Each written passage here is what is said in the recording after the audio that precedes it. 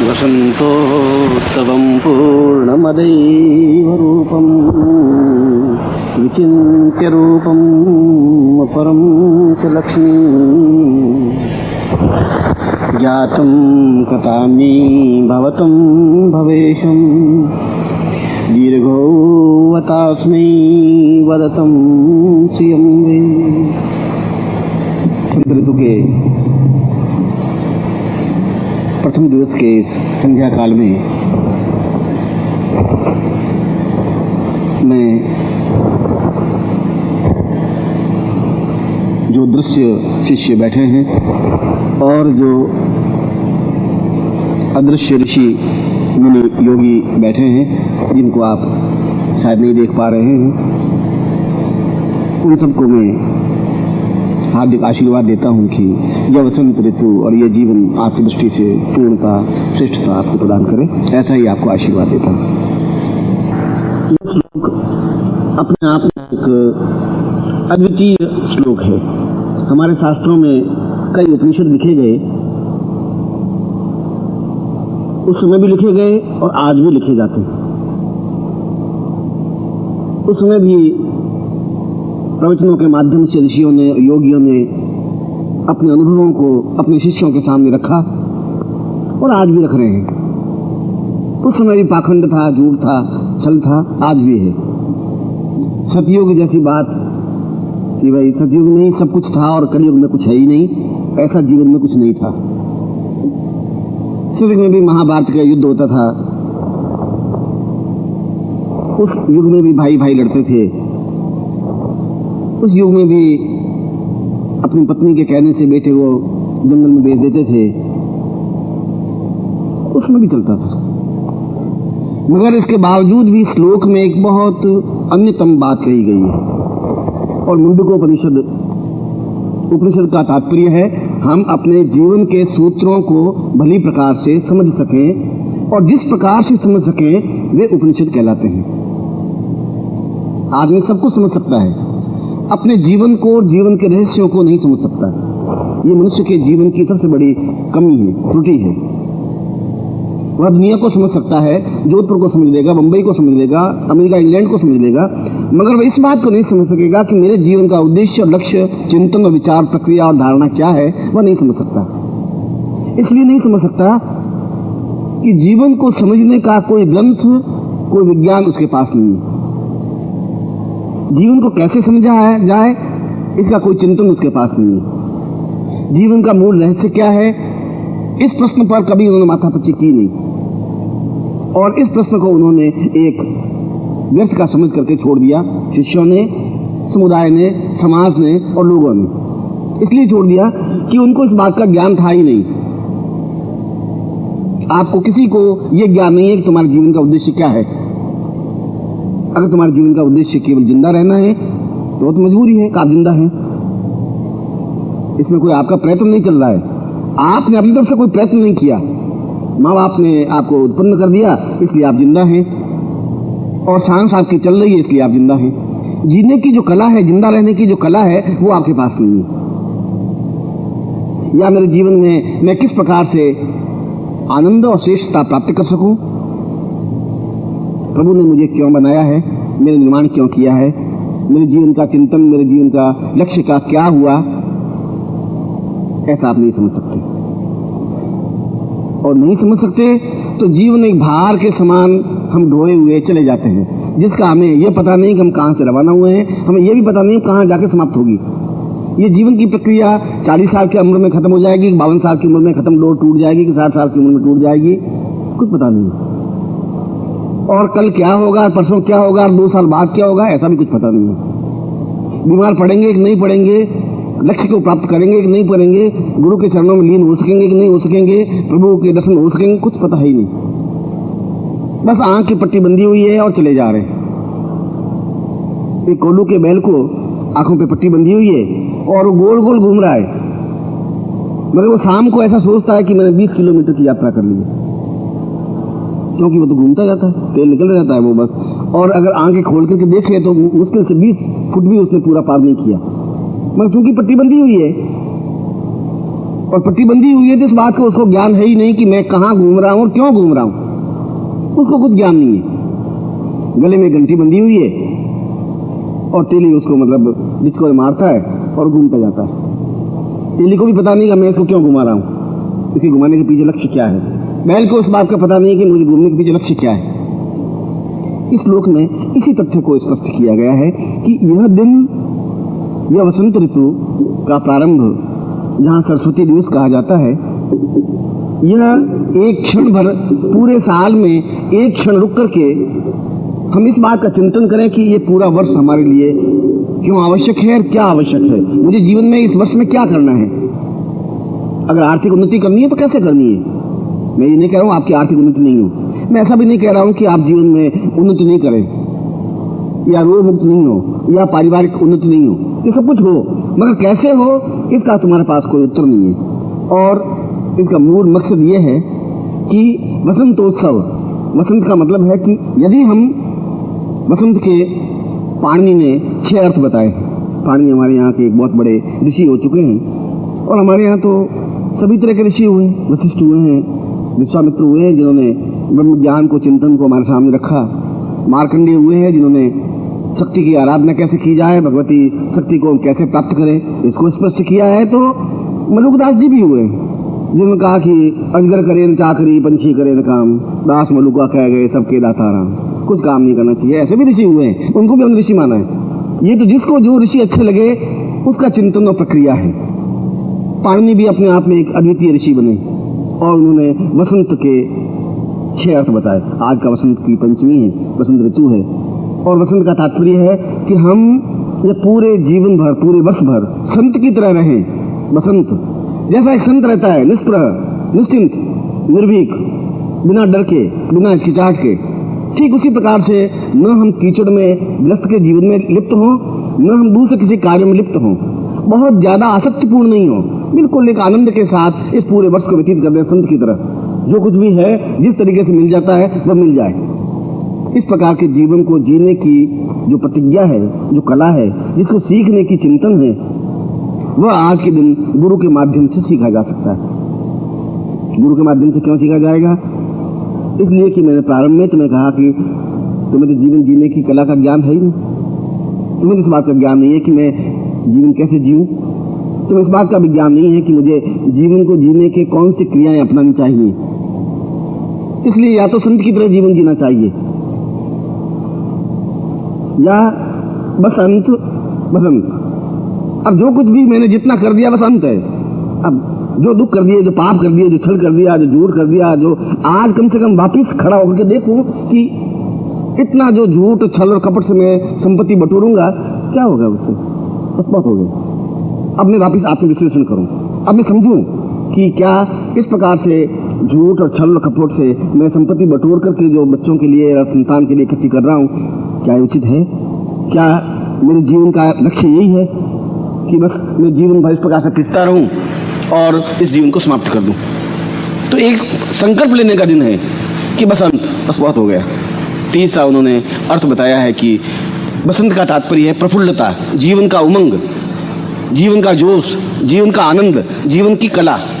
हम जिस प्रकार से भार में जीवन जी रहे हैं, भार में जीवन का तात्पर्य है कि हमारे अगर चेहरे देखे जाएं, आप सुबह उठ करके अपने खुद के चेहरे को शीशे में देखें तो आप बड़ा डरावना लगेगा। उसमें कोई मुस्कुराहट नहीं है, उसमें कोई खिलखिलाहट भी नहीं है। ऐसा लगता है कि जैसे जबरदस्ती आपको खड़ा कर दिया गया है। आपके जीवन में कोई उमंग नहीं है। और आप किसी को भी बिल्कुल कुरेद करके पूछें, भाई क्या हालचाल? अरे सब ठीक है भैया, बस चला जा रहे हैं, चल रहे हैं। अरे क्या हुआ? अरे बस साहब क्या बताएं सर, वो इंदिरा गांधी साली बहुत थी, मर गई, वो बहुत गड़बड़ थी, अब साहब ये आ गए, अब ये क्या कर लेंगे? अरे तुम तो अपने घर का तो संभाल लो, वो करेंगे जो कुछ करेंगे, नहीं करेंगे, मगर राजनीति में सभी परफेक्ट हैं यहाँ भारतवर्ष में। 4 आदमी खड़े होंगे तो वो उसको ऐसा नहीं करना चाहिए था, वो सब तो मूर्ख, कोई गधा है? अब गारो चौक को क्या करने की जरूरत है रूस को तोड़ने से? अरे भाई उनको पूछना था, तुम्हें ज्ञान था नहीं और तुम्हें पूछा नहीं, बहुत गलती हो गई उनकी। बस मगर तुम जवाब जरूर दोगे कि गुरुजी ये आप खुद देखिए, ये मिनिस्ट्री साले बहुत बदमाश है गुरुजी, बहुत चोर हैं। अब वो तो सब बदमाश हैं और चोर हैं, मगर मैं फिर सोचता हूँ कि आप खुद क्या हैं, कैसे हैं, तो इसका कोई उत्तर नहीं। तो ये हमारे जीवन का एक चिंतन, एक प्रक्रिया, हमारे भार बन गया है, जीवन एक भार बन गया है, जिसमें केवल दूसरों की आलोचना हमारे जीवन में रह गई है। हमारे जीवन का खुद का कोई विश्लेषण नहीं रहा। हम अपने जीवन के बारे में चिंतन नहीं करेंगे।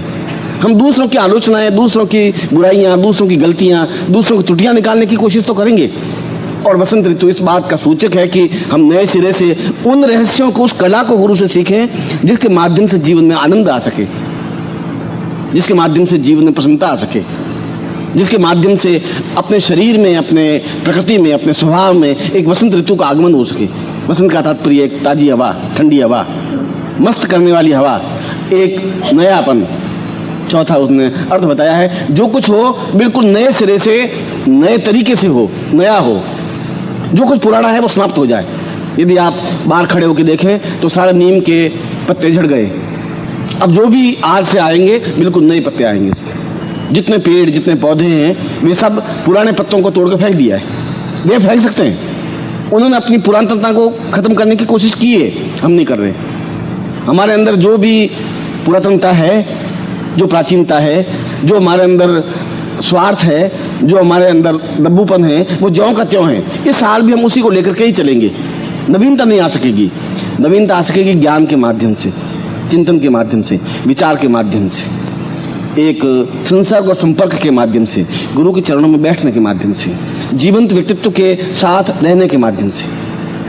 हम मुर्दों की संगति करेंगे, हम खुद मुर्दे होंगे। यदि हम एक छल छलाते हुए किसी व्यक्तित्व के साथ बैठेंगे, हमारा जीवन भी वैसा ही बनेगा। जिस समय हर क्षण एक नवीनता का चिंतन कर सके, नवीन तरीका निकाल सके। वसंत का तात्पर्य है कि हम जो कुछ करें एक नवीनता के तरीके से करें, नवीनता के ढंग से करें। हमारे जीवन का एक उद्देश्य नवीन हो। पांचवा अर्थ वसंत का तात्पर्य है पूर्ण लक्ष्मी प्राप्त करने की क्रिया। वसंत का मतलब है लक्ष्मी। वसंत का एक ही अर्थ नहीं होता। लक्ष्मी का मतलब है जीवन में उन्नति, व्यापारिक उन्नति, प्रोग्रेस, सुख, शांति, सौभाग्य, धन, द्रव्य, ऐश, आराम, ये सब कुछ भी जीवन में होने चाहिए। वह भी आज का ही दिन है जिस दिन हम अपने व्यापार के माध्यम से चिंतन करें कि मेरा व्यापार चल रहा है कि नहीं चल रहा है। नहीं चल रहा है तो कारण क्या है? कई कारण हो सकते हैं। आज से 20 साल पहले दूसरे कारण थे। आज से 50 साल पहले व्यापार नहीं चलने के दूसरे कारण थे। आज दूसरे कारण हैं। उन कारणों का भी चिंतन करने की क्रिया, या लक्ष्मी को प्राप्त करने की क्रिया, या किन मंत्रों के माध्यम से हम लक्ष्मी को अपने जीवन में उतार सकते हैं, अपने पास ला सकते हैं, यह वसंत इस बात का सूचक है। और छठा अर्थ है कि हम अपने जीवन में बुद्धि को प्राप्त करें। हमारी बुद्धि प्रखर हो, स्मरण शक्ति हमारी तेज हो, हम वाक चातुर्य है, बोलने की कला आ सके, सरस्वती दिवस बन सके। हम अपनी पर्सनैलिटी के माध्यम से, अपने व्यक्तित्व के माध्यम से सामने वाले पर छा सके, सम्मोहन कर सकें। हम बोलें और सामने वाला सुनता रहे, हम बात करें और सामने वाले पर प्रभाव हो। आज का युग एक दूसरे प्रकार का युग हो गया है। यह युग और आज से 10 साल पहले का युग में अंतर है। आज यदि आपके पास व्यक्तित्व है, पर्सनैलिटी है, बातचीत करने का तरीका है, शब्दों के माध्यम से सामने वाले पर प्रभाव डालने का तरीका है, तो आप ज्यादा सफल हैं। यदि आप इस लक्ष्मी की उपासना करते हैं, व्यापार करते हैं, सफलता प्राप्त करते हैं, तो आप ज्यादा सफल हैं। इन 6 अर्थों को एक साथ संपन्नता देने का तात्पर्य वसंत है। और इस श्लोक के पहले चरण में, पहली लाइन में यही बताया है कि हम इन 6 बिंदुओं को एक साथ प्राप्त कर सके। जैसे भी हो, जिस तरीके से भी हो। अब दूसरी लाइन में बताया किस तरीके से हो, और उसने बताया कि पारिजातोक्त उस क्रिया के माध्यम से जो प्रयोग किया जाए। मनुष्य के जीवन में, मनुष्य अपने आप में चाहे कि मैं पूर्णता प्राप्त कर लूं, आज के युग में संभव नहीं है। पहले के युग में भी संभव नहीं था। जीवन तो जी सकते हैं, रोटी कमा के खा सकता है आदमी, मगर संपन्नता प्राप्त नहीं कर सकता। आप एक किताब याद कर सकते हैं, 400 श्लोक याद कर लेंगे, 600 श्लोक याद कर देंगे जिंदगी में, मगर आप हजारों ग्रंथ आप याद नहीं कर सकते, स्मरण नहीं कर सकते। आप 2000, 5000, 25,000 कमा सकते हैं, आप लखपति करोड़पति एकदम से नहीं बन सकते साल भर में। इसके लिए अगर आपके पास देवी कृपा नहीं है या देवताओं का आपके पास सहारा नहीं है, तो आप जीवन में पूर्ण सफलता प्राप्त नहीं कर सकेंगे। मनुष्य के माध्यम से सफलता नहीं मिल सकती। मनुष्य को ज्यादा हेल्प नहीं कर सकता, सहायता नहीं कर सकता। वह तो उसके में तो जलन है, ईर्ष्या है, ऊपर से बहुत मीठा बोलेगा, मगर अंदर, उसके अंदर वो नहीं है कि जीवन का आनंद ले। हम यहाँ बैठे हैं, उमानंद जी भजन गा रहे हैं, हम जीवन का एक आनंद ले रहे हैं, यह भी जीवन का एक आनंद है। हम यज्ञ कर रहे हैं, यह भी जीवन का एक आनंद है। व्यापार के माध्यम से लक्ष्मी प्राप्त कर रहे हैं, यह भी जीवन का आनंद है। हम जीवन में कहाँ और किस प्रकार से आनंद प्राप्त कर सकें, वह जीवन की क्रिया हमें ज्ञात होनी चाहिए। और इसीलिए दूसरी पंक्ति में कहा है कि गुरु आज के दिन अपने शिष्यों को वह मंत्र या वह साधना दे जिसके माध्यम से उसकी इन इच्छाओं में से सारी इच्छाएं पूरी हो सके। ये गुरु का कर्तव्य है। शिष्य का कर्तव्य है कि वह गुरु के पास पहुंचे। इसके बाद शिष्य के कर्तव्य खत्म हो जाता है। यह तो ड्यूटी उसकी है कि वह शिष्य के पास आए, गुरु के पास आए, अपने प्रेम के साथ में, आनंद के साथ में उनके चरणों में जाके बैठे। अगर तुम बुद्धि लेकर के और अपने आप अहमन्यता लेकर के, घमंड लेकर के और अहंकार लेकर के गुरु के चरणों में बैठोगे तो गुरु को तुमसे तो ज्यादा अहंकार होगा, तुमसे ज्यादा ज्ञान होगा, उसको तुमसे ज्यादा चिंतन होगा। बिल्कुल जो घड़ा भरा हुआ है फुल, उसमें वो और डालेगा भी क्या, कितना डालेगा? तुम्हारे अंदर तो एक भी बूंद और डालेगा तो घड़े में से पानी निकल जाएगा। क्यों? तुम पहले ही घमंड से भरे हुए पूरे कि मैं मतलब मेरे कारखाना है बहुत बड़ा, गुरु जी की देखिए ऐसे कुछ। अब गुरु में तुम्हें ज्ञान कितना दे? या तुम्हारा पूरा जीवन का आधार ही अविश्वास पर है कि देवताओं की सहायता कैसे मिल सकती है, क्या हो सकता है? जिनको आस्था ही नहीं है अपने जीवन के प्रति, वह जीवन में उन्नति नहीं कर सकता।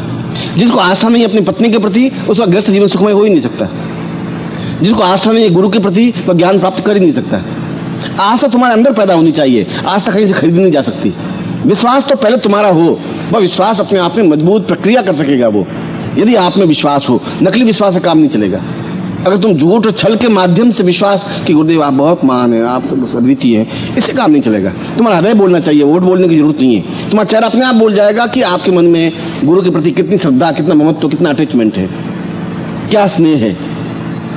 तुम्हारे दौड़ करके चरणों में लिपटने की क्रिया कितनी है, तुम्हारे अंदर कितना भावना है, ये तुम्हारे वोट, तुम्हारे शब्द अपने आप बोल जाएंगे। वोटों से बोलने की कोई जरूरत नहीं है तुम्हें।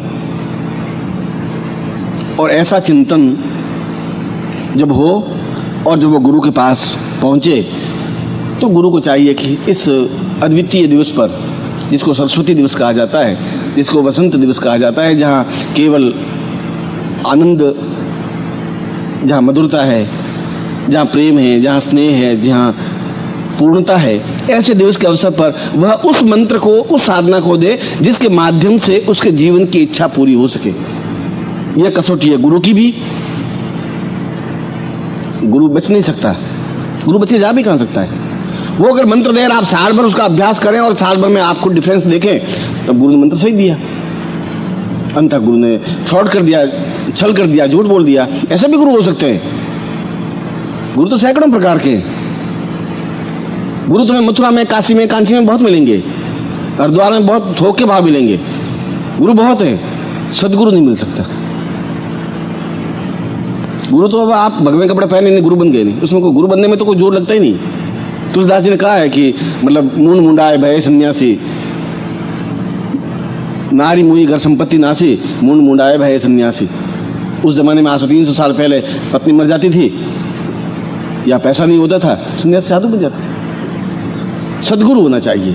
सदगुरु का मतलब है वह शिष्य के दर्द को समझे, शिष्य के बीच में खड़ा रह सके, शिष्य की हर एक तकलीफ को एहसास कर सके, शिष्य को वह मंत्र दे सके जो उसके जीवन का अनुभव हो।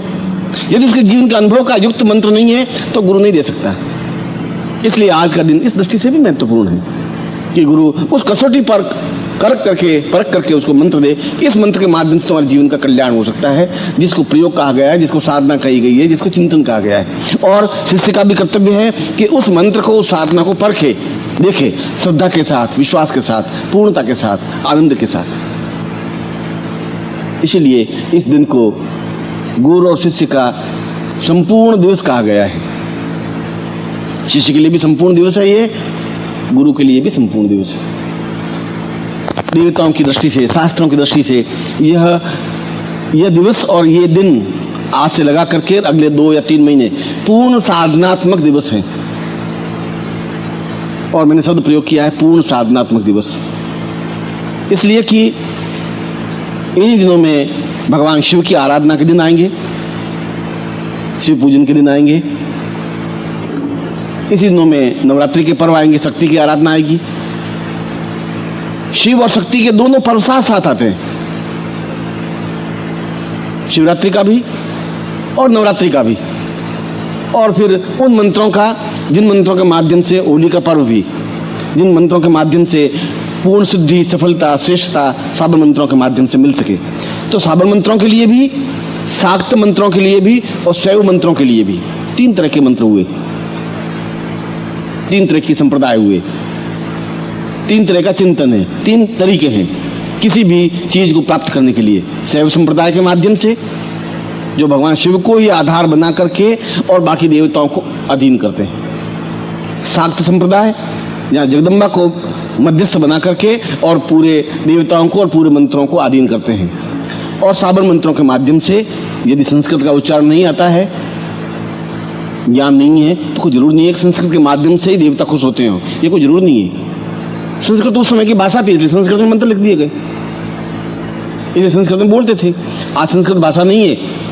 साबर मंत्रों का मतलब है कि सीधे साधे हिंदी शब्दों के माध्यम से जो मंत्र बनने की क्रिया हुई गोरखनाथ के पद्धति के बाद, उन मंत्रों से भी वही सफलता मिलती है। तीनों संप्रदाय के माध्यम से कोई भी एक संप्रदाय आप प्राप्त करके और उस साधना को संपन्न कर सकते हैं, जो मैं साधना आपके सामने संपन्न करवा रहा हूं। एक ऐसी साधना जो आपके जीवन में तुरंत इफेक्ट दे सके, प्रभाव दे सके। आज साधना करें, 2 दिन बाद आप उसको रिजल्ट मिलना चाहिए, आपको 3 दिन में आपको अनुभव होना चाहिए उसका। ऐसी साधनाएं भी साबर मंत्र की साधना है, शैव संप्रदाय की साधना है, शाक्त संप्रदाय की साधनाएं हैं। और उन साधनों में से ही कोई एक साधना अपने शिष्य को गुरु दे, ऐसी दे जिसके माध्यम से उसका कल्याण हो सके, जब उसका आना सार्थक हो सके, उसके जीवन में पूर्णता और सफलता प्राप्त हो सके, उसके जीवन में श्रेष्ठता प्राप्त हो सके। और इसके बावजूद भी इस श्लोक के 30 चरण में कहा है कि क्या जरूरी है कि वो पूरे साल भर तक मंत्र जाप कर सकेगा? प्रश्न किया है मुंडकोपनिषद में। उत्तर दिया कि नहीं, ऐसा नहीं हो सकेगा। यदि मैं कहूं तुम्हें मंत्र साल भर करना है, तुम नहीं कर सकोगे। तो फिर क्या किया जाए? तो उनका केवल वसंत ऋतु की रात्रि ही अपने आप में पर्याप्त है उस मंत्र जाप को करने के लिए। पूरे साल भर तक भी मंत्र जाप करने की उसकी जरूरत नहीं है। ऐसा मंत्र जो अपने आप में तीक्ष्ण प्रभाव युक्त हो और उसको उस मुहूर्त में दिया जाए, जो मुहूर्त केवल वसंत ऋतु पर्व पर या सरस्वती दिवस पर या वसंत पंचमी की रात्रि को ही संपन्न होता है, उसी पर्व में उस मंत्र को जाप करे पूर्ण श्रद्धा के साथ, तब भी उतना ही फल उसको मिलता है जितना पूरे वर्ष भर या पूरे जीवन भर मंत्र जाप करता है। और जो श्लोक मैंने आपको सुनाया है, उस श्लोक के 4थे चरण में, 4थे अध्याय में या 4थी बात में यह कहा गया है कि ऐसा प्रत्येक शिष्य को इस रात्रि का लाभ उठाना ही चाहिए। जीवन में तो सकल पदार्थ हैं, मगर भाग्य बिना नर पावत नहीं भाग्य है तो आप नहीं प्राप्त कर सकेंगे, आप मेरे सामने नहीं आ सकेंगे। नहीं भाग्य होते तो आप शायद मुझे नहीं मिलते, आप अपने घर पे होते, मैं अपने घर पे होता।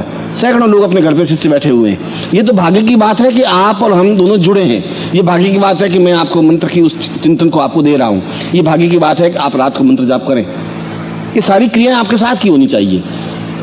और इसीलिए आज की रात्रि आपके लिए भी और मेरे लिए भी और साधकों के लिए भी अत्यधिक महत्वपूर्ण है। तो जल्दी शिवरात्रि पर्व आएगा, क्योंकि कुछ साधनाएं ऐसी होती हैं जिनके लिए शास्त्रों ने जानबूझ करके रात्रि शब्द का प्रयोग किया है। यह तो कई साधना है जिसमें रात्रि शब्द का प्रयोग नहीं किया। मगर शिव के साथ शिवरात्रि कहा गया, उसको नवरात्रि कहा गया कि ये प्रयोग रात्रि को ही संपन्न हो। ये बड़ा एक लंबा चौड़ा विवेचन है कि रात्रि को ही पर्व क्यों हो, दीपावली का पूजन रात्रि को ही क्यों हो, दिन को क्यों नहीं हो। यह तो एक और आगे की चिंतन प्रक्रिया है। मगर शक्ति संप्रदाय की, जो शाक्त संप्रदाय की जो क्रिया है, और यदि पूर्ण क्रिया के साथ में, क्योंकि ऐसे क्षण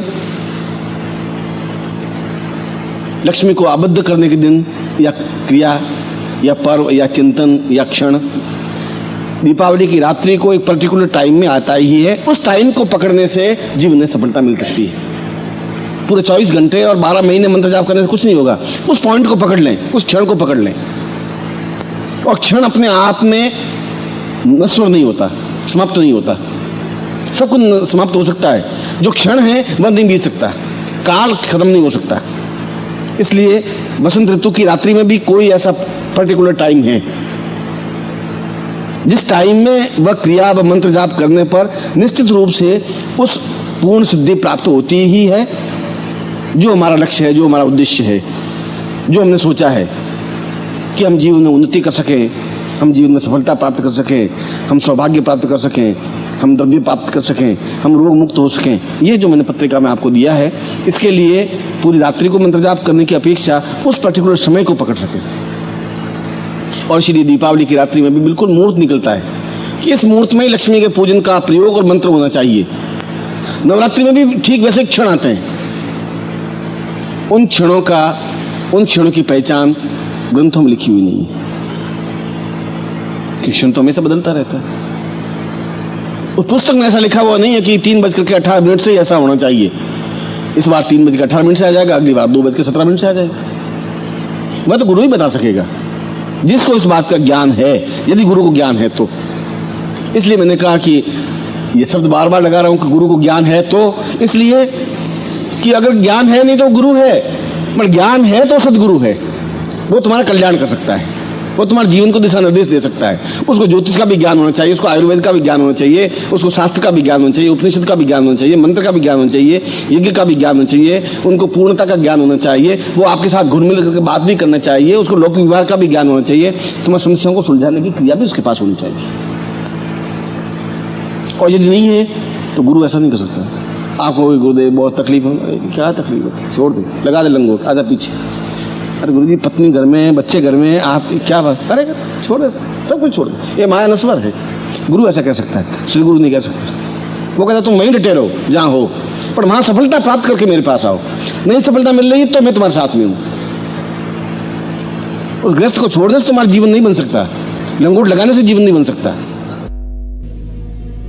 तुम सन्यासी हो तो एक अद्वितीय सन्यासी बनो, एहसास कर सकें लोग कि तुम सन्यासी हो। अगर तुम ग्रस्त हो तो अपने आप में पूर्ण ग्रस्त बन करके दिखाइए। ऐसी दोनों क्रियाएं संत के पास होती हैं। संत अपने आप में राजा की तरह जीवन व्यतीत करता है और फकीर की तरह जीवन व्यतीत करता है। संत कर सकता है और कोई नहीं कर सकता। वो मस्ती के साथ रह सकता है, वो उस बात की चिंता नहीं होती। सिकंदर आके खड़ा हुआ है, सिकंदर जब आया भारत को जीतता हुआ तो उसको मन में बड़ा, यूनान से बड़ा माइंड में था कि भारत में क्या देखने की चीजें हैं, कि भारत में एक तो सांप पकड़ करके लोग खड़े होते हैं, उसको देखना, संपेरे यहाँ प्रसिद्ध थे पहले, और एक संत। तो सिकंदर ने यूनान पूछा अपने गुरु को कि ये संत क्या होता है, ये क्या चीज होती है। उनका तुम यहाँ नहीं समझ पाओगे, ये तुम भारतवर्ष में जाओगे तो समझ में आएगा कि संत क्या चीज होती है। तो भारतवर्ष में आया और अपने सेनापति को कहा कि मैंने भारत को तो विजय कर लिया, वो तो कोई बात नहीं, अब भारत के हीरे मोती जवाहरात तो लिए, मगर तुम संत को पकड़ के लाओ कहीं से, उसको जरूर देखना है मुझे। उनके महाराज संत ऐसे थोड़ी आएंगे, संत कहाँ से उठ करके कहाँ से आएंगे, अरे हम सिकंदर हैं, तुम क्या समझ रहे हो मेरे को, लाओ संत को पकड़ करके ले आओ। और ढूंढे, फकीर तो बहुत बैठे थे, भिखारी तो बहुत बड़ी 500 इकट्ठे करके बैठ जाए तो उसमें तो सेनापति ने कहा नहीं, मुझे संत ढूंढना है। वो गया जंगल में, एक लेटा हुआ था रेत के ऊपर आनंद के साथ। लोगों ने कहा कि वो बहुत पहुंचे हुए संत है।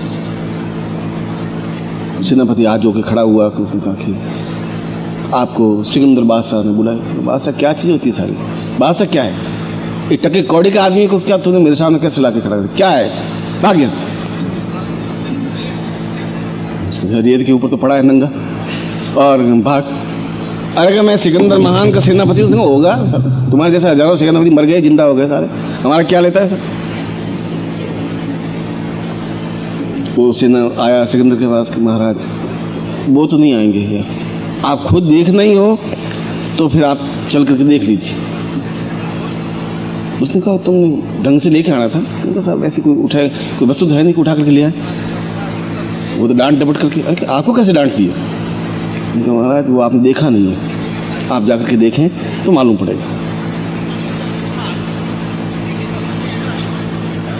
वो गए सिकंदर हाथी वाथी लेकर के, रानियां को लेकर के, हीरे जवाहरात वो बिल्कुल लंगोट लगाए हुए, बिल्कुल मस्ती के साथ चल पड़े।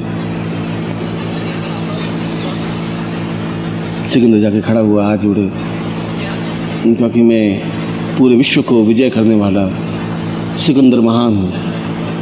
महान शब्द और किसी के साथ नहीं लगा, केवल मेरे साथ लगता है।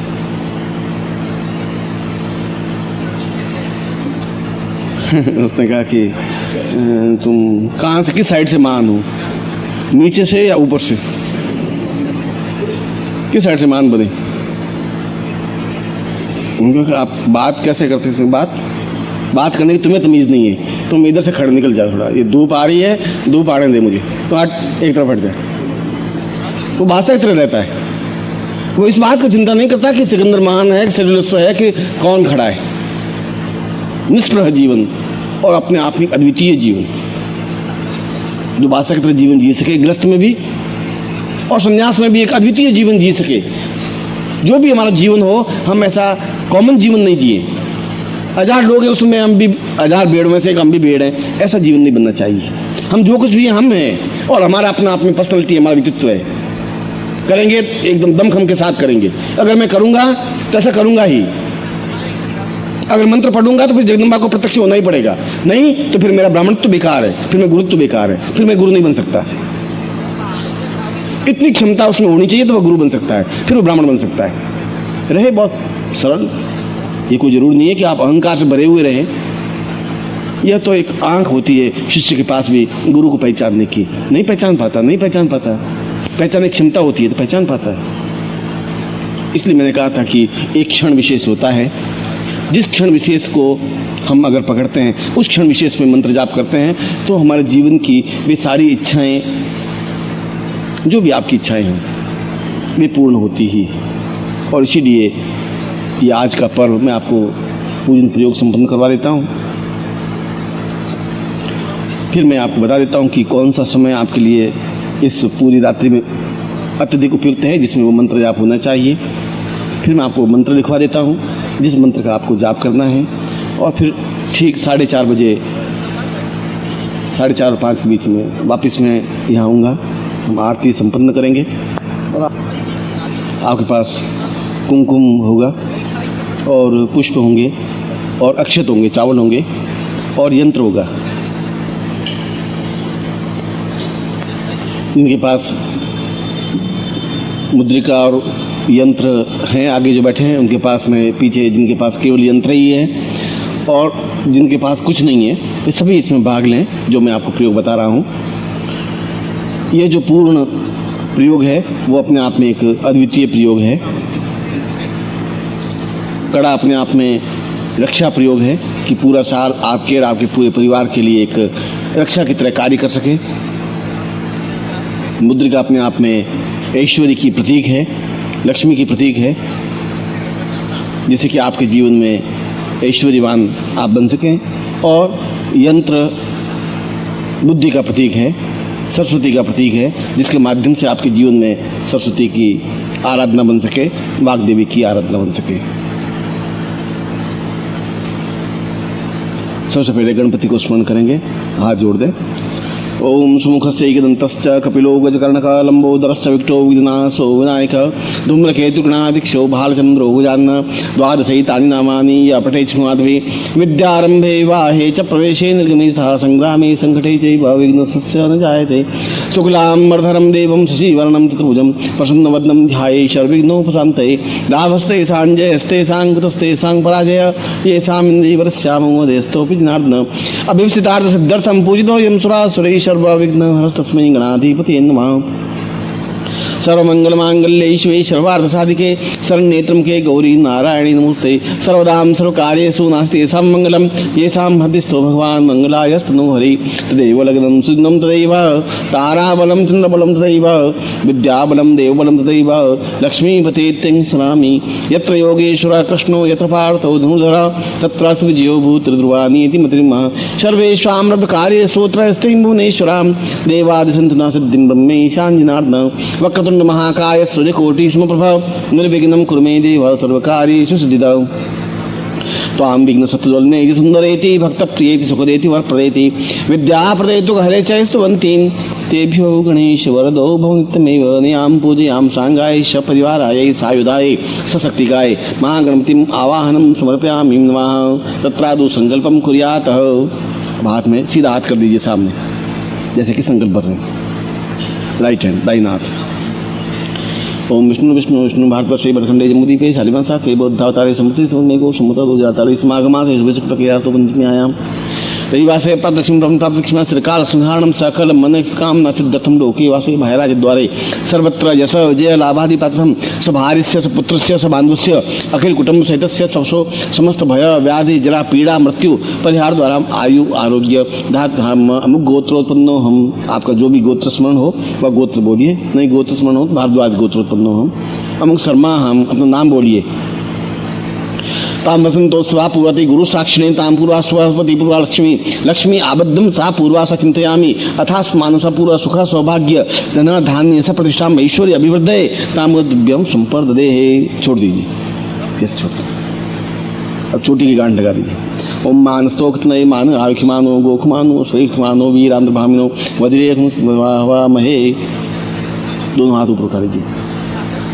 दीर्घो यत्वाय बलाय वचप्रदात्वाम सहस्रामधो जीव सर्दातम द्यौः शांतिरंतर शांति पृथ्वी शांतिराप शांतिरोगरया शांति वानस्पतया शांतिर्विश्वे वेदा शांति ब्रह्म शांति जपगुण शांति शांतिरेव शांति सामा शांतिरेव सर्वैग्राति पुरुषाम तस्मानं दस्तिक्पालेभ्यो साम बलं प्राप्तयामि सा दीर्घसं पूर्वेन्द्रायन मा इंद्रशांचरेभ्यो न भोइन्द्रदशं रक्षा बलिपक्षं सति पुरुषाम पश्चिमे मुनायन मा केशवायन मा गोविन्दायन मा गरुडाय नमः विष्णुवे नमः सा लक्ष्मी नमः अंतरिक्षाय नमः पृथ्वी नमः समस्त बला बुद्धि में ईश्वर प्रदातव्यम संपर्ददे।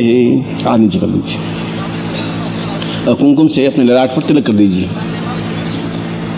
ओम नमो शनंताय सहस्रमूर्तये सहस्रपादाय पूर्वावे सहस्रनाम्ने पुरुषाय शाश्वते सहस्रकोटि उदाहरणे नमः। अर्चने गन्धां मान्तूर्णेन दीक्षामाप्नोति दीक्षाप्नोतिष्णां वैष्णां सदमाप्नोति सदयां सत्यमाप्यते।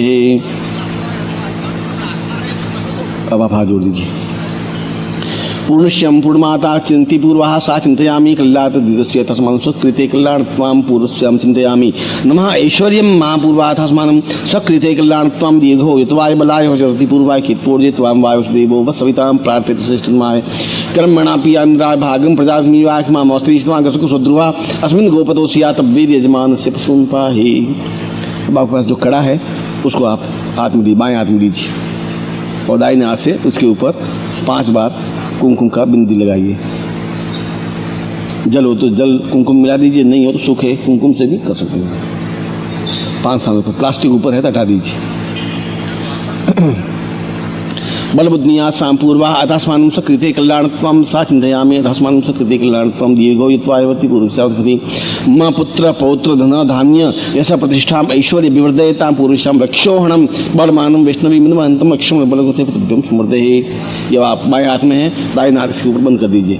संपुटेन कृत्वा, संपुट में अंगूठे से अंगूठा मिला होना चाहिए, उंगली से उंगली इस ढंग से होना चाहिए।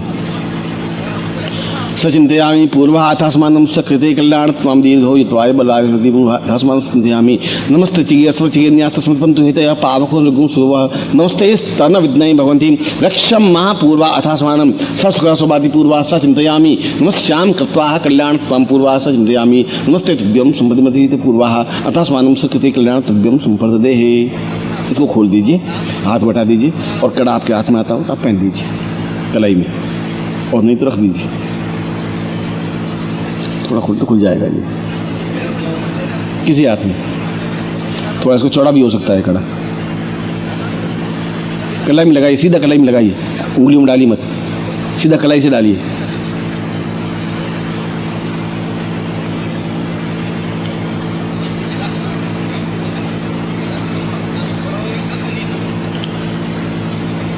अब अंगूठी जो है मुद्रिका है उसके ऊपर 11 बार लगाना है कुमकुम।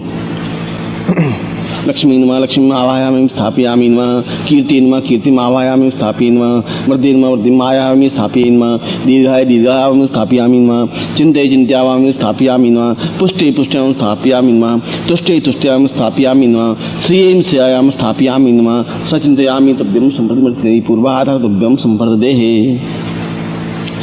और यंत्र को भी इसके पास में रख दीजिए, अंगूठी के पास, हाथ में, बाएं हाथ में अंगूठी है, अंगूठी के पास में यंत्र को रख दीजिए। अब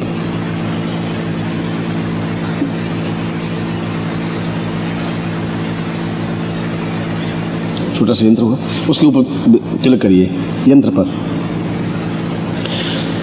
सदीर्घोयत्वाय बलाय वशपतिदात्या पूर्वा सा चिंतयामि नमस्ते चिके स्वचिके न्यास्तस्मन्तु यते पावकुको नमस्ते स्तनने भगवन्ति भगवन् नस्तु यमीयसे तो नो भयंकरो सन्नकृपजाभ्यां पूर्वा अथा संचिन्तयामि सदीर्घोयत्वाय बला यवशपतिदात्वं सहस्रामथो जीविता पूर्वा सा चिंतयामि नमस्ते तुभ्यं संप्रदिमति पूर्वा अथा स्वानं सकृते कल्याण त्वं तुभ्यं संप्रदेहे।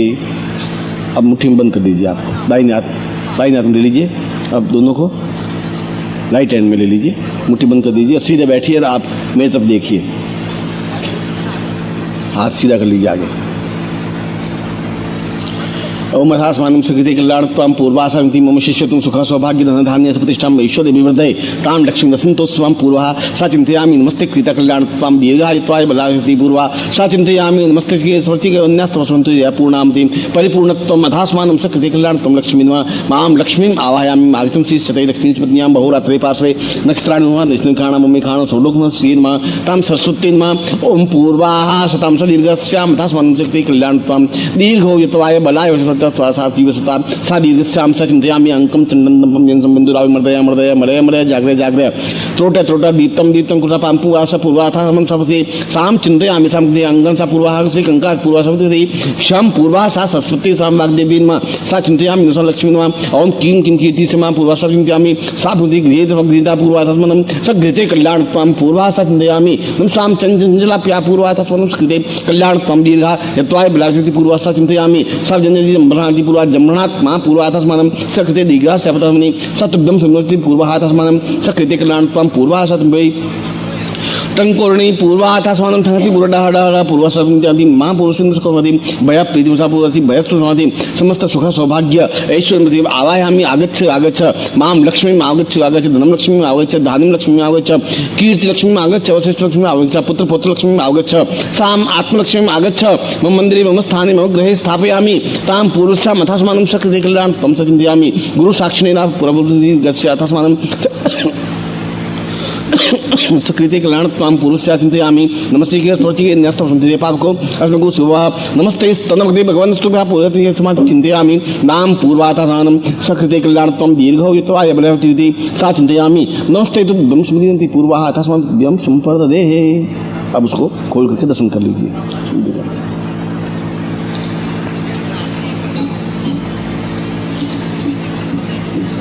आपके सामने गुरु चित्र हो या गुरु हो, गुरु के सामने कुमकुम का पूजा करिए कुमकुम से। गुरु ब्रह्मा गुरु विष्णु गुरुदेव महेश्वराय गुरु साक्षात् परब्रह्म तस्मै श्री गुरु चिन्हकमले नमः। ध्यान मूलं गुरु मूर्तिर्पूजा मूलं गुरु पदम मंत्र मूलं गुरु वाक्यं मोक्षि मूलं गुरु मूकं करोति वाचालं पंगुं लंघयते गिरिं यत्कृपातं वन्दे परमानन्दमाधवं गुरुचरणेभ्यो स्मरामि गुरुपति पूर्वा अथास्मानं गुरु साक्षी रूपेण साम वसन्तोत्सव प्रारंभ मम मनोवांछित कामना सिद्ध्यर्थाय सद्यं संप्रदेतं प्रार्थयेतः। हाथ जोड़ के प्रार्थना करें। त्वमेव माता च पिता त्वमेव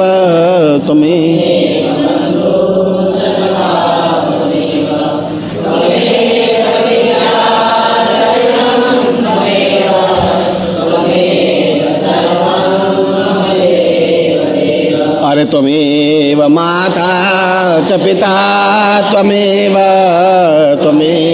बन्धु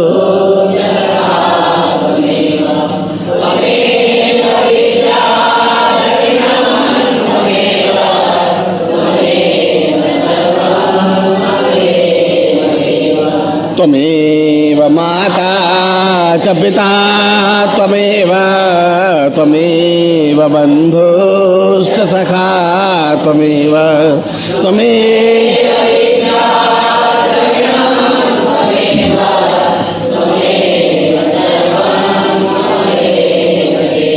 अनयां पूजयां सांगायश परिवाराय सायुधाय सत्यकाय मम वसन्तोत्सवं प्रारभ्यते यथा पूर्वा अथास्मानं सकृते मंत्रजापेन सातभ्यं संपरिमते पूर्वा तद्भ्यं संप्रदेहे। अब मैं मंत्र नीचे बोर्ड पर आपको लिखा हुआ होगा, आप बोर्ड पर मंत्र देख लेना, मैं यहाँ लिख करके आपको देता हूँ। एक बात और दूसरी बात, आज के दिन का 2:07 से लगा करके और 3:51 तक का विशेष मुहूर्त है। 2:07 से 3:51 तक विशेष मुहूर्त है। इस क्षणों में तो मंत्र जाप होना ही चाहिए और 21 माला मंत्र जाप के बाद में यदि कोई व्यक्ति चाहे तो 5-10 मिनट फिर घूम करके वापस बैठ सकता है, ऐसा शास्त्र विधान है। इसलिए आप आराम से उस मंत्र जाप को करें और मैं 4 बजे वापस आपके यहाँ उपस्थित होऊंगा। फिर हम इसकी पूर्णाहुति प्रयोग जो होगा इसी मंत्र का, जिसका फल आपको मिले और किस तरीके से मिले वो मैं आपको क्रिया करूँगा और करने के बाद में फिर आरती करेंगे और आरती करने के बाद प्रसाद देंगे और उसके बाद में आपकी जैसी क्रिया एक बार फिर आपको बोलिए। ओम ऐं श्रीं ह्रीं पूर्ण वाक् सिद्धिं दिव्यम आगच्छ ह्रीं श्रीं ऐं ओम नमः। वापस बोलता हूँ। ओम ऐं श्रीं ह्रीं पूर्ण वाक् सिद्धिं दिव्यम आगच्छ ह्रीं श्रीं ऐं ओम नमः। एक बार फिर बोलिए। ओम ऐं श्रीं ह्रीं पूर्ण वाक् सिद्धिं दिव्यम आगच्छ ह्रीं श्रीं ऐं ओम नमः। आपके पास जो भी माला होगी उस माला से, और नहीं हो तो स्फटिक माला या हकीक माला से मंत्र जाप होता है। ओम विष्णु आर्वश्री वर्तन तेज मोदी पे शालिवान साके बुद्धा अवतारे संसे सुनने को समता 2040 में आगम आसे इसमें सुरभक्ति आतु सत्यायाम सोमवार से अप्राप्त लक्ष्मी तत्व दक्षिण सरकार संहानम सकल अनुकाम सिद्धम लोके वासे भायराज द्वारे सर्वत्र यश विजय लाभादि प्राप्त स्वारस्य सपुत्रस्य सवानुस्य अखिल कुटुंब सहितस्य सर्वसमस्त व्याधिरा पीड़ा मृत्यु परिहाद्वाम आयु आरोग्य धाम गोत्रोत्पन्नो हम भारद्वाज गोत्रोत्पन्नो हम अमुक सर्वा हम अपना नाम बोलिए। ताम गुरु आज्ञेन साधना पूर्वकम वसंतति धन धान्य यश प्रतिष्ठा ऐश्वर्य अभिवृद्धये ताम पूर्वाभिमति सिद्धा संप्राप्ताय सर्व सुख ऐश्वर्य साम चिंतयामि तावद् मम फलम प्राप्त्यानि सत्पूर्वा सतभ्यम फलदे। छोड़ दीजिए,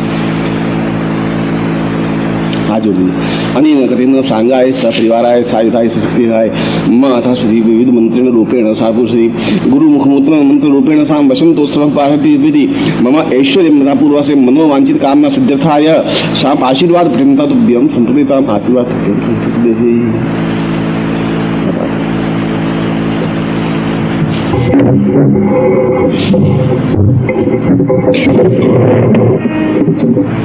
और आज का ये साधना क्रम जो कल शाम को मैंने आपके सामने रखा था और जिस मंत्र का जप आपने किया है, ये मंत्र अपने आप में एक तेजस्वी मंत्र है। इसलिए तेजस्वी मंत्र है कि बाहर से हम यदि किसी को देखें तो हमारी दृष्टि जब तक हम मंत्र के मूल स्वरूप को नहीं समझेंगे तब तक उसकी महत्ता विशेषता समझ में नहीं आएगी। यदि मैं एक बरगद का छोटा सा बीज, एक नीम का छोटा सा बीज जो मेरी एक इस चिट्ठी में आ सकता है, वो मैं अगर आपके सामने रखूं और बताऊं कि ये बिल्कुल एक छोटा सा जिसको मैं चिट्ठी में पकड़ सकता हूँ, इस बीज में इतनी ताकत है कि इसके नीचे 1000 लोग विश्राम कर सकेंगे, तो आपकी स्थूल दृष्टि एकदम से हंसेगी कि इस बीज में इतनी ताकत थोड़ी है कि इसके नीचे 1000 लोग बैठ सकें। तो उस बीज की महत्ता पहचान नहीं पाओगे। मगर यदि मैं उस बीज को जमीन में गाड़ दूं और उसमें पानी और खाद दूं तो 2 साल बाद उतना ही बड़ा नीम का पेड़ बन जाएगा जो नीचे नीम का पेड़ है। और वह नीम का पेड़ इतना बड़ा जिसके नीचे 1000 आदमी बैठे हैं, वह उस छोटे से बीज में से निकल करके खड़ा हुआ है। तब हमें विश्वास हुआ कि नहीं, वास्तव में नीम का पेड़ बहुत बड़ा है, नीचे 1000 आदमी गुरु जी ने कहा था, तो वास्तव में बैठ सकते हैं, विश्राम दे सकते हैं, आनंद दे सकते हैं। क्योंकि आपकी स्थूल दृष्टि उस नीम के पेड़ को देख सकती है, बीज में छिपे हुए उस पूरे पेड़ को नहीं देख सकती। ठीक उसी प्रकार से बीज मंत्र मैंने जो आपके दिया है, उस बीज मंत्र की महत्ता को आप नहीं समझ पाएंगे। मगर यदि इसको साधना की खाद और पानी बराबर आप देते रहे, तो एक दिन यह आपके पूरे जीवन को हरा भरा करने में समर्थ है। आर्थिक दृष्टि से भी, आध्यात्मिक दृष्टि से भी, साधनात्मक दृष्टि से भी। और यदि जीवन में हम अगर एक तो ये सौभाग्य है कि हमने मनुष्य जीवन प्राप्त किया, और मेरी व्यक्तिगत राय में उससे भी ज़्यादा सौभाग्य है कि आप मेरे शिष्य हैं। और तीसरी बात कि आपको एक ऐसा गुरु मिल सका है जो जीवित गुरु है। मरे हुए गुरु भी बहुत मिलते हैं, जो खुद ही मरे हुए हैं, वे आपको जिंदा नहीं कर सकते। जिन्हें खुद में ही ज्ञान नहीं है, वो आपको चेतना नहीं दे सकते। और फिर यदि हम 1 करोड़ रुपए, 1 अरब रुपए खर्च करके भी यदि हम चाहें कि आज हम कृष्ण के पास में खड़े रह करके गीता का उपदेश सुने, तो समर्थ नहीं है, संभव नहीं है। और यदि हम 5 अरब रुपए खर्च करके भी यदि हम चाहें कि गुरु गोरखनाथ को अपनी आंखों से देख सकें अभी, या उनके शिष्य बन सकें, तो उस जीवित गोरखनाथ के तुम शिष्य नहीं बन सकते। मृत गोरखनाथ के शिष्य बन सकते हो, मृत शंकराचार्य के शिष्य बन सकते हो, क्योंकि वो व्यक्तित्व था और समय में लीन हो गया। तो वह पीढ़ी बड़ी सौभाग्यशाली होती है जो जीवित गुरु के चरणों में बैठ करके ज्ञान प्राप्त करती है। तुम्हारी आने वाली पीढ़ी शायद मेरी पुस्तकों से ज्ञान प्राप्त कर सकेगी, जीवित गुरु उनको नहीं प्राप्त हो पाएंगे। और यदि हमने इस समय का सदुपयोग नहीं किया, तुम्हारे जीवन का जो भी समय है, 2 साल, 10 साल, 20 साल, या हम नहीं समझ पाए, जैसा कि मैंने कल बताया कि यदि आपका जीवन का घड़ा अविश्वास और बुद्धि से बहुत लबालब भरा हुआ है, तो मेरे कहने का भी कोई फर्क नहीं पड़ेगा। अगर दुर्योधन का घड़ा अहंकार से पूरा भरा हुआ था, तो कृष्ण के कहने से भी कोई फर्क पड़ा नहीं। अगर अर्जुन के अज्ञान से घड़ा भरा हुआ था, तो कृष्ण को समझाने पर भी उसका अज्ञान दूर हुआ नहीं, बहुत मुश्किल से दूर हो पाया। मगर तब दूर हो पाया जब बहुत समय व्यतीत हो चुका था। इसलिए आप भी 100 कामों को, 100 से कार्यों को लेकर के ढोए जा रहे हैं, और मेरे से भी आपके पास जीवन में बहुत बड़े कार्य हैं। पत्नी को खुश करना है, बच्चों का पालन पोषण करना है, व्यापार करना है, नौकरी करनी है, कुछ कागज के नोट इकट्ठे करने हैं, बहुत काम है। और उसके बाद में यदि कोई समय मिल जाएगा तो 2-4 मिनट के लिए गुरु जी के पास भी चले जाएंगे शौक करने के लिए कि चलो गुरु जी आ गए, अब क्या समझ आए भाई, तुम्हारा विचार क्या है? 5-7 दिन रहेंगे, दुकान बंद पड़ी है गुरु जी, तो मैं आज शाम को चला जाऊँ तो कैसा विचार है? बाकी सब शरीर आपका है, जीवन आपका है, आप देख लीजिए। ऐसा जीवन नहीं होना चाहिए। इसलिए जो बार बार, जितनी बार भी शिविरों के माध्यम से, पुस्तकों के माध्यम से, शब्दों के माध्यम से बार बार आपके हृदय पर दस्तक देता हूँ, आवाज देता हूँ, उस दरवाजे को खोलने के लिए हर बार क्रिया करता हूँ, हर बार कोशिश करता हूँ कि आपके हृदय के दरवाजे खुले। मैं भी बार बार इसलिए प्रयत्न करता हूँ कि जो जंग लगा हुआ दरवाजा है, शायद कभी न कभी चरमरा करके खुलेगा ही खुलेगा। रोज धक्का देंगे तो कभी न कभी खुलेगा। और आप भी बहुत समर्थ सक्षम हैं कि दरवाजे इतनी मजबूती से बंद कर रखे हैं कि मैं चाहे कितना ही ठकठकाट करूं, वो दरवाजे पूरे खुलते नहीं।